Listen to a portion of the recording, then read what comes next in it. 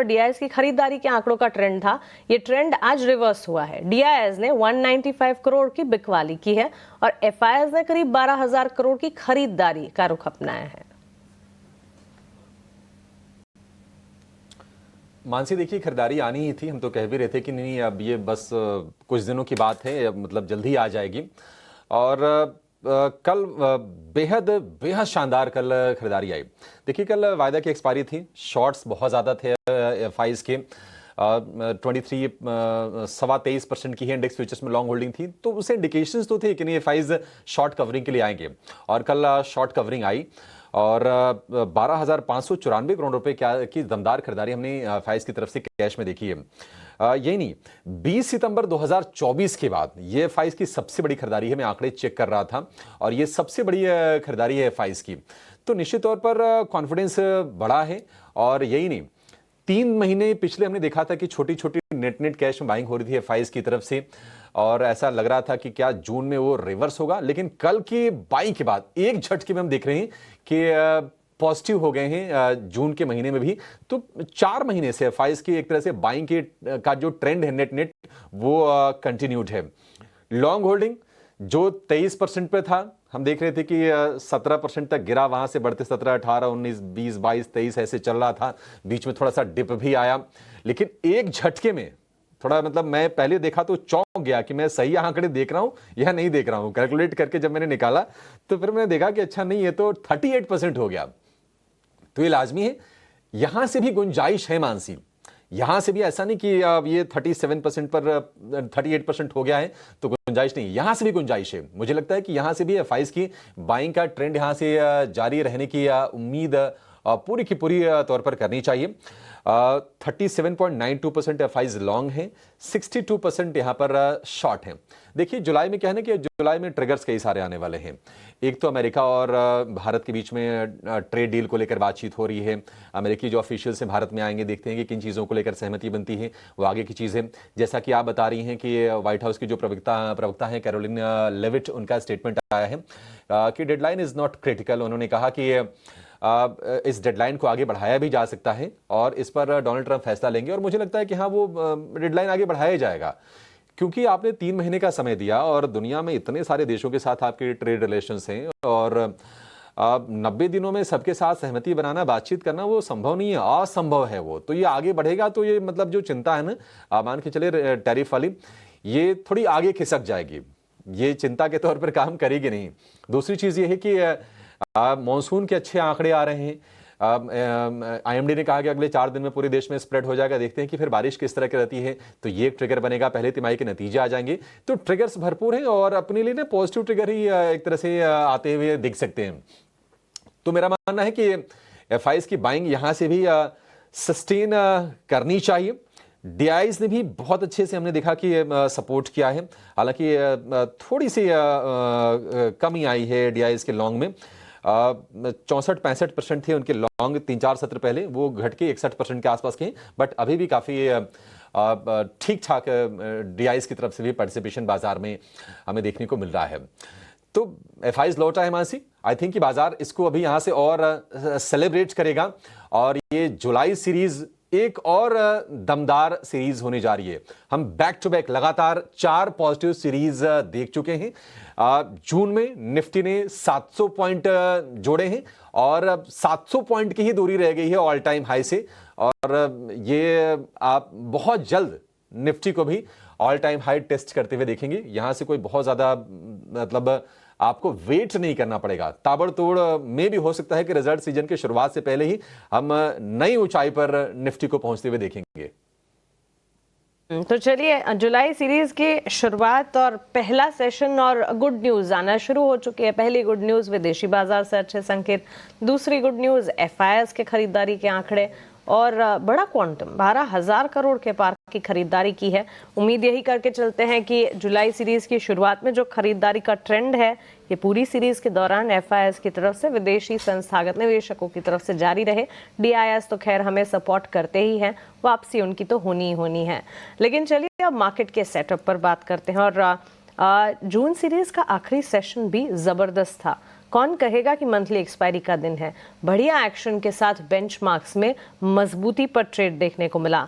लगातार तीसरा दिन था जब मजबूती के साथ बाजार ट्रेड कर रहे थे। अच्छा एक्शन और तेजी पर क्लोजिंग दिखाई। जियोपॉलिटिकल रिस्क कम हुए हैं, भारतीय बाजार के अपने संकेत, और ये सारी चीजों के चलते हमने देखा कि पूरी सीरीज के दौरान भी काफी एक्शन था, काफी सारी हैपनिंग्स भी हुई जून सीरीज में। कुछ अच्छी घटनाएं, कुछ बुरी घटनाएं, कुछ दुखद घटनाएं, लेकिन ये सारी घटनाओं को भारतीय बाजार रैशनली, मैच्योरली डाइजेस्ट कर रहा था और आगे ही बढ़ रहा था।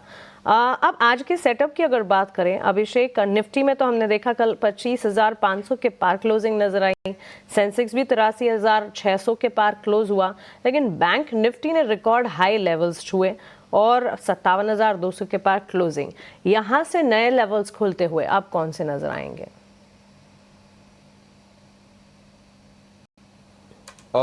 मानसी देखिए, जुलाई सीरीज काफ़ी इम्पोर्टेंट होने वाली है और हम 4 सीरीज में back to back positive return देख चुके हैं।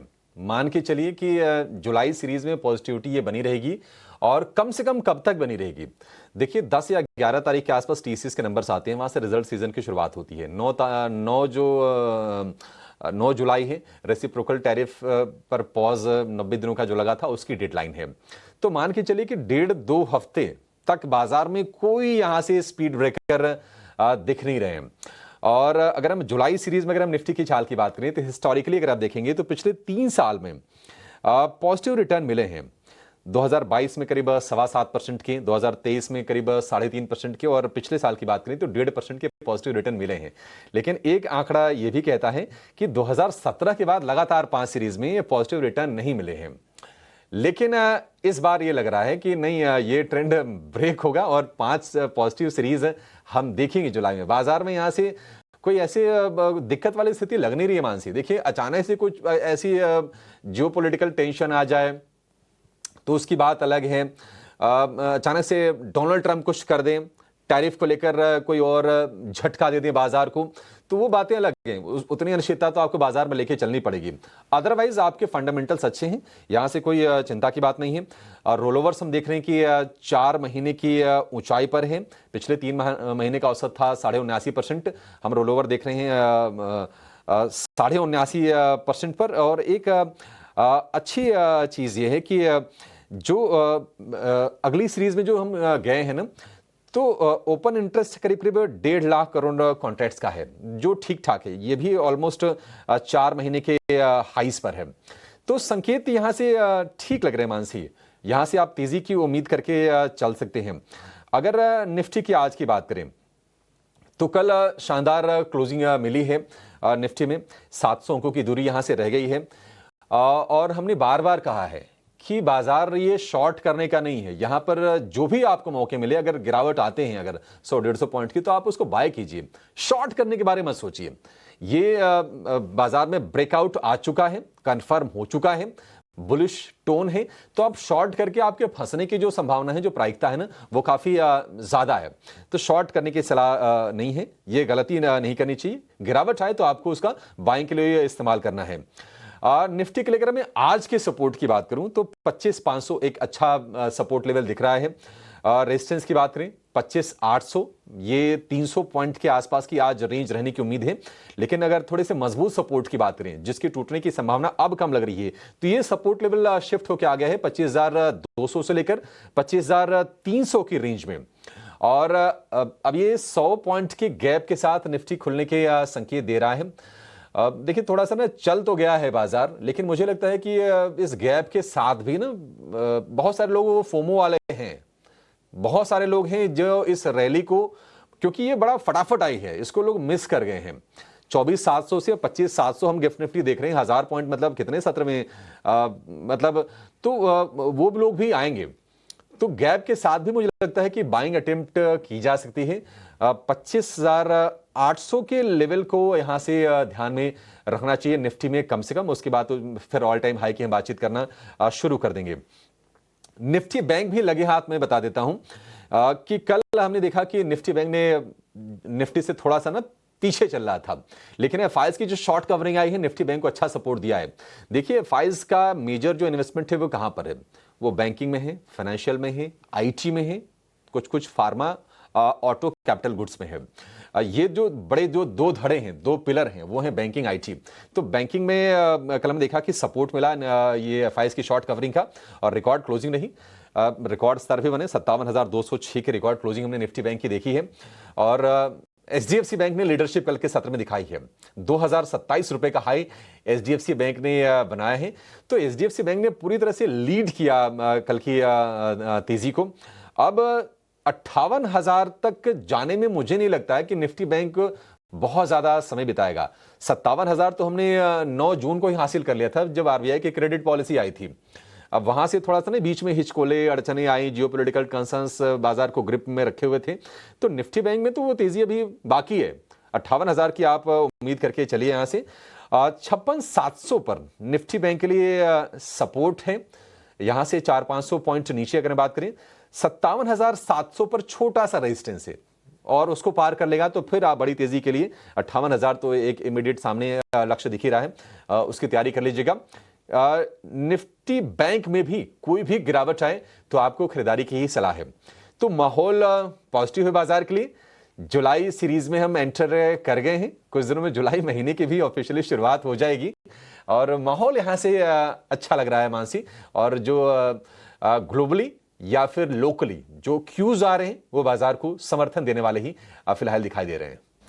ऑल पॉजिटिव्स ग्लोबली और लोकली जो सारे क्यूज हैं वो बाजार को सपोर्ट करने वाले हैं।